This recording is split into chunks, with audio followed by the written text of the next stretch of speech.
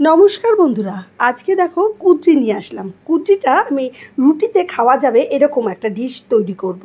দেখো কুদ্রিটা এরকম 4 ফালি করে কেটে নিয়েছি, কড়াই বসিয়ে দিয়েছি, তেল গরম হয়ে গেছে, তার মধ্যে কালো জিরা ফোড়ন দিলাম আর কাঁচা লঙ্কা চেরা, যেমন যে ঝাল খাবে তেমনই দেবে। দিয়ে দিলাম পেঁয়াজ কুচি, তার সাথে দিলাম কারি পাতা। দেখতে পাচ্ছ, এবার এটাকে সুন্দর করে একটু বাদামি বাদামি কালার করে ভেজে নিচ্ছি। এই ভাজার পরে তারপরে দিচ্ছি কুচি কাঁটাগুলো। দেখো, এবার কুচি কাঁটাগুলো দিয়েও আমি ভালো করে মিশিয়ে নেব। এবার নুন হলুদ দেব। এবার নুন হলুদ পরিমাণ মতন দিয়ে দিলাম।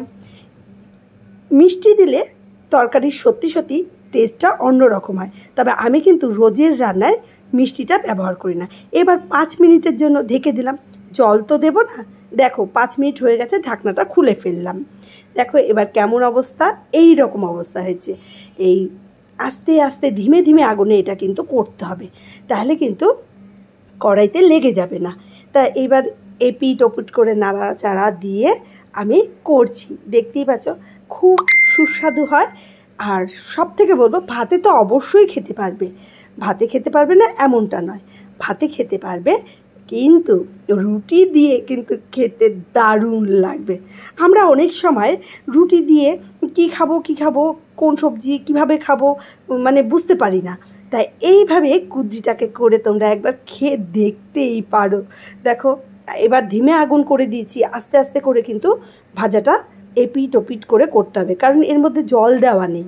তাই সেদ্ধটা কিন্তু সবজির থেকে যতটুকু জল বেরোবে তার থেকেই কিন্তু হবে।